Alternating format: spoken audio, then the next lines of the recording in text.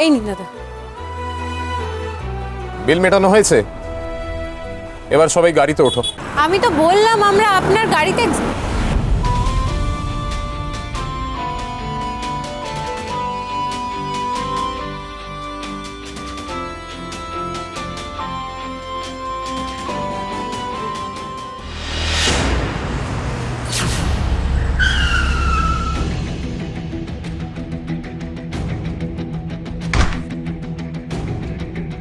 Sir আপনি কোনো প্রশ্নের উত্তর দিচ্ছেন না। আপনি আবার বাড়িতে কেন নিয়ে এলেন? আপনি তো বললেন বাস স্ট্যান্ডে ছেড়ে দেবেন সকলকে। কেন নিয়ে এলেন বলুন?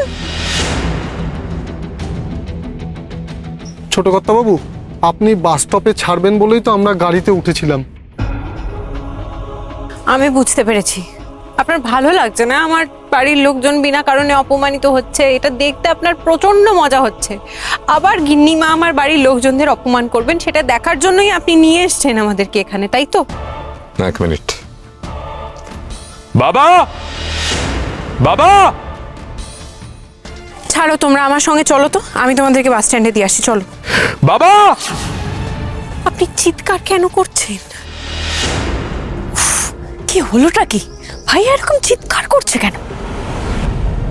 কি হয়েছে সূর্য?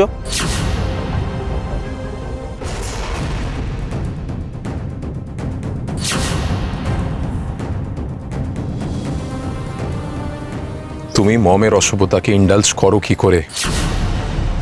তুমি কি মমকে ভয় পাও? সব কি বলছিস তুই? একটু পরিষ্কার করে বল। আরো পরিষ্কার করে বলতে হবে?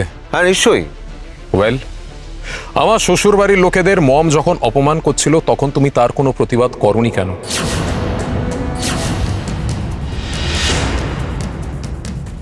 মমের সাহস হয় কি করে আমার শ্বশুর বাড়ির লোকেদের অপমান করার? করেছিলাম সূর্য, করেছিলাম, কিন্তু ময়ূরাক্ষী আমার কথা শোনেনি। আমি ওদের তোমার শ্বশুর বাড়ির লোক বলে মানি না। কাকে তুমি কি মানো কাকে মানো না, that is not my lookout Mrs Mayurakshi Mallick. আমার প্রেস্টিজ নিয়ে খেলার অধিকার তোমাকে দিয়েছেটা কে? তুমি দিয়েছ। একটা ক্লাসলেস মেয়েকে বিয়ে করে তুমি আমাদের সম্মান একেবারে ধুলোয় মিশিয়ে দিয়েছো।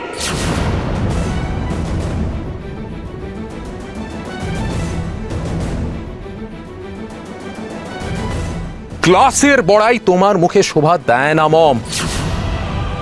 তোমার ক্লাসে যাই থাক, হিউম্যানিটি আই মিন মানবিকতার ছিটে ফোটাও নেই।